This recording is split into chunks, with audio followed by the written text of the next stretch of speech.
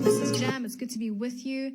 We're talking all things business, entrepreneurship, and a little bit of PR and eventing this afternoon. I'm joined in studio once again with my guest, Twaita, who I had with me last week.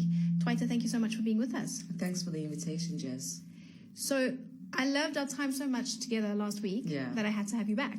Thank you for that. I think there was unfinished business between us. And I know you had some questions for me as well. So we're going to switch things up a little bit this afternoon. And it's more like a co-hosting around topics rather than me asking you questions and you being in the hot seat. Okay. Are you down for that? No, I'm down for that. Awesome stuff. So we've got an event that we're doing on Thursday, Being Boss. Mm-hmm. It's the first networking breakfast in the brand. Mm-hmm. And you're our guest speaker. Yes, I am. Are you excited? I'm super excited. Are you prepared yet? I've been preparing. I've been preparing. Awesome stuff. So the theme really for the events on Thursday is around around personal branding and PR, and you using the analogies around what it means to be boss. Yeah. And that's for me a really powerful topic, because people have asked me that a lot since starting this brand, and the questions have been around. Why boss? Because the analogies of a boss are not always positive, opposed to a leader, or a entrepreneur, or I'm trying to think of other words to use. But the idea of a boss is not really a modern, modern term. But obviously, my meaning behind boss was not in that sense. It was around kind of what it means to be boss, to live a boss life, and in its kind of millennial colloquial. So without telling me too much about your talk, what does being boss mean to you? Well, Jess, the first time I came across the whole being boss title that you use for the events for the book, for me, being boss, the first thing I thought of was like, oh, okay, I guess she listens to some hip hop. Because you know how Ricky Rose is always talking about, like, I'm a boss, Yeah. So for me, it was incredibly cool. It made a hell of a lot of sense. And being boss for me, to not really divulge much about my talk this week, when we sitting together on Thursday with a couple of guests, is that firstly, the B for me stands for bold, because we are these female leaders in business, or just, female entrepreneurs. Number one, we have to have like some level of boldness in us, to not be afraid to go out there and start our own things and build our own businesses. So that's the first thing. It's all about being bold, being a boss, being a leader. For me, boss almost encompasses the word leader. Because when you are a boss, you are a leader, and you are incredibly bold. So that's what it means for me. But I don't want to break down the O and the S and the S. But I think the boldness, as you mentioned, is really key. And we were talking about this before we went on air, in terms of being a woman in business, and how the odds are just against you, especially if you're playing in a man's space. Two women doing business together, maybe you don't need to bring that boldness out as much. True. But when you're in a room with men, you have to be hard and firm and strong. Yes. It's like they smell your weakness. And I suppose the boldness is key there. It's absolutely key, because in whatever space that you find yourself in, you need to position yourself. And by positioning yourself is, you're not going to be, a weak female, because that's not who you are. And we're not saying, I don't know, we're getting into other territory now. And the feminist is going to come. Feminism coming out. It's coming out. So I'm going to control that. But what I'm really keen to understand, right, is how did you come about saying, well, my book is going to be called Being Boss? When I describe where I came with the book title, as well as where all my business names came from, it's a very artistic, creative way, and I think it puts people off, but it's the truth. Literally, I wake up from a dream, as in the morning, and I'm like, that's my next business's name. And it's been like that with every single business. Oh, wow. So with this book, I grappled with the title. It was initially going to be called, I think, something like Babies, Business, and Boxing. Okay. And my editor was like, Jess, you're writing an autobiography. That's terrible. Find another name. Yeah.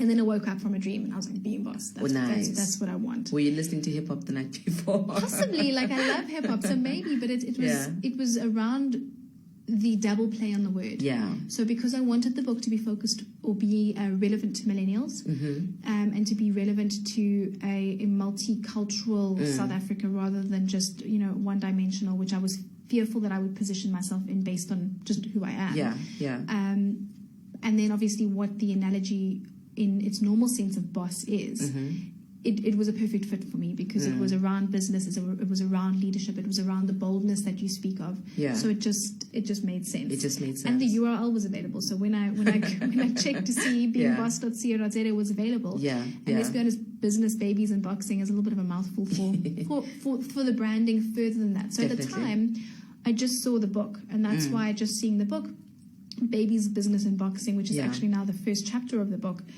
could have worked. But as soon as Being Boss came to me, I was like, this is a brand. Yeah, definitely. There are legs here for other things. And then I got super excited. Yeah, no, definitely.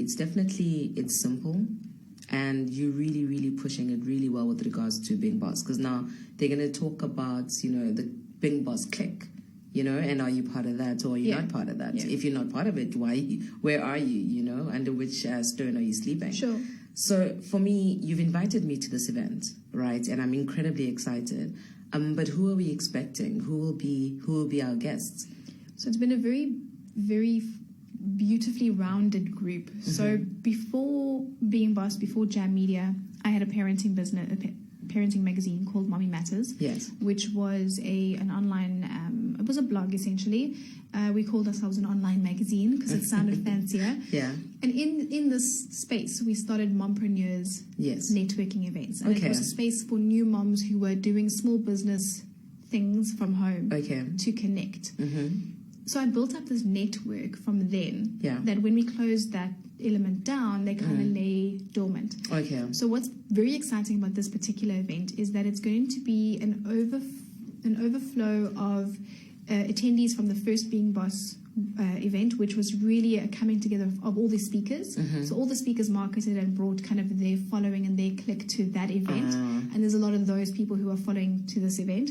So there's going to be a very big mix between my old mompreneur people and the real Being Boss clique that has now formed. Okay. And what I'm excited about is it's a meeting in the middle of old and new, for want of a better expression, or old and young, sorry. Yeah.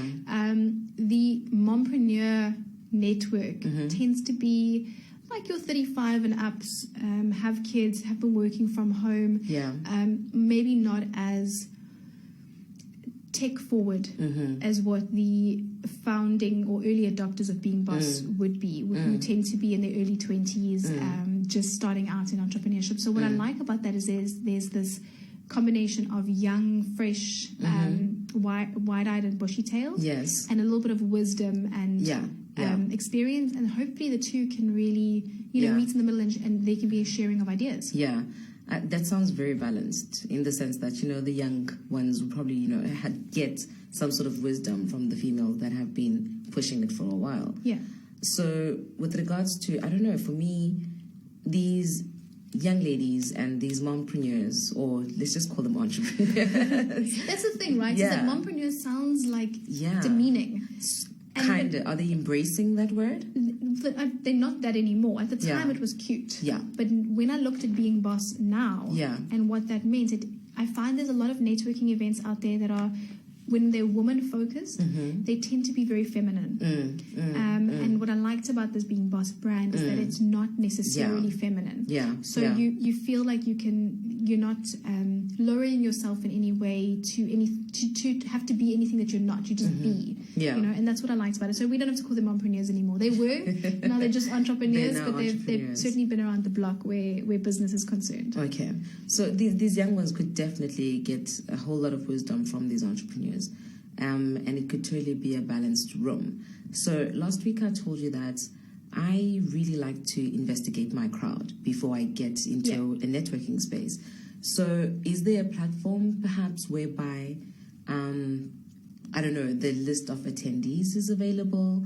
Or I don't know, how can I figure out who's in the room that I need to meet? Sure, basically? Absolutely. Yeah. So after listening to what you said last week, I realized that was part of my initial strategies with previous networking events. Yeah. And I hadn't thought that far yet. I was just worried about, is the food going to be good? So after we chatted, I put strategies in place with my team to make sure that list goes out 24 hours at least before the event. That's awesome. So you can plan. You know, you can pick and choose a few people on the list that you think, I need to connect with that person. I like what they do. Yeah. And then you go into that event with focus. So it's interesting that you mentioned that, because I know that's one of your strategies, is that you want to be quite clear and prepared around who you're going to meet, so that you leave with value. What else are some of your strategies? Because I feel like you're not a serial networker, but you made it quite clear last week that you make a plan of getting out there. Yeah. So you've got some strategies that you put in place to make sure that you're not wasting your time. Yeah. So for me, as I said last week, you know, I really like to ensure that I know who's in the room so that I can get the value, because I'm an introvert by nature, or last time I checked, I'm an introvert, right? So for me, it's not really that easy to move around in a room. I get a bit of anxiety actually just before, and then I throw myself into it. So besides that main strategy of the research and investigation, it's also preparing, like, what are your topic points? So if I meet Jess at this venue, what am I looking forward to learning about from her, which I haven't read? Because sometimes we all have these LinkedIn accounts, right?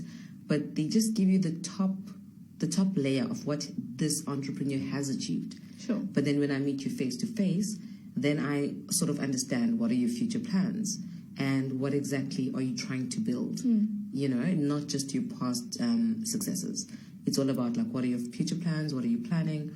Where can we collaborate? Where can we, you know, who can I introduce you to? Because for me, that's also an important thing. And do you ask those questions, like, outright? So do you say, what are you looking for? Why are you here? Sometimes you have to. Yeah. And sometimes I do. Okay. But it depends on whether the person you're communicating with is a giver. Because, you know, when communicating with people, some people give you information, or sometimes you just have to go a little bit deeper. And then sometimes you're just like, actually, why am I talking to this person? Because they're not really trying to engage, because they probably focused on finding that person they came into the room to find. Yeah. You know? Yeah. So that happens sometimes. But I like to ask those questions, because for me, I also like to believe that I'm a connector. Because if I meet a Jess and it's relevant to a Linda, like, I want to connect them. I want to be like, Jess, you really need to talk to Linda because this is what she does. Or you really need to talk to John because that's what he's building. So I like doing that as well, because I truly believe that as a networker in any industry, you have to give. Yeah. As much as you want to receive, you have to give. And the people that sometimes, I don't know, it's my assumption, but sometimes the people that don't give, they kind of like run out of network to receive from. Absolutely. Because they're not giving to anyone. So for me, connecting people for myself, connecting people for my network is super important, because I like to give, because I believe that, you know, if you give, you receive.